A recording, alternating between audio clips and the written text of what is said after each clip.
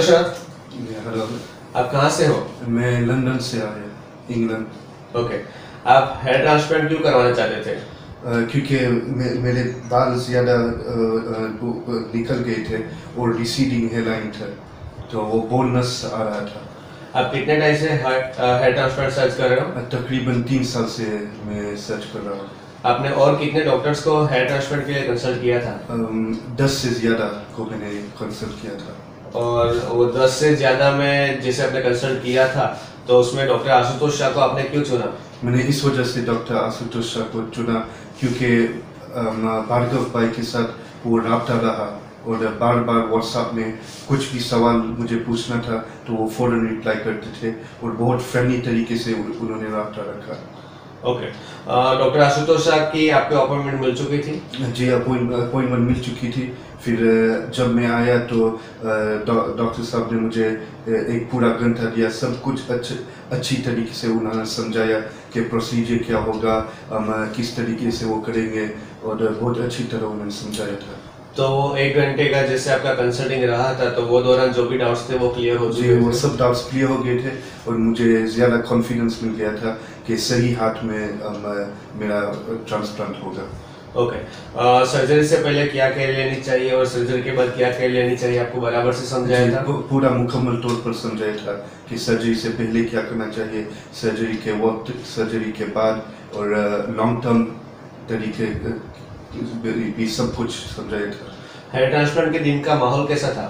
वो hair transplant के दिन में बहुत अच्छा माहौल था क्योंकि सब स्टाफ बहुत ज़्यादा फ्रेंडली थे, सपोर्टिव थे और अच्छी तरह बार बार मेरी देखभाली के लिए वो पूछ रहे थे, मेरी खैर खाई के लिए कि किसी चीज़ की ज़रूरत हो, आप ठीक लग रहे हो, आपको कुछ दर्द है या नहीं। तो वो बहुत अच्छा फ्रेंडली तौर पर गोया कि वो फैमिली के तरीके से वो देखभाली कर रहे थे। और सर्जरी के बाद जब आप डिस्चार्ज होके गए थे तो कैसी केयर ले गई थी? और जब मैं डिस्चार्ज हो गया था तो मैं वापस मेरे नाना के गांव गया था, तो भार्गव भाई ने उस वक्त भी मुझे ऐसे ही नहीं छोड़ा, वो खुद ही अपने तरीके से मैसेज किया, कॉल किया, मुझे पूछा कि आप ठीक हो, कुछ प्रॉब्लम है या नहीं। और फिर एक दिन के बाद मुझे बुलाया गया और उस वक्त भी मुझे सब कुछ समझाया गया और अच्छी तरह मुझे कहा कि मुस्तकबिल में भी कुछ भी ज़रूरत हो तो मैं फ़ोन कर सकता हूँ, मैसेज कर सकता हूँ।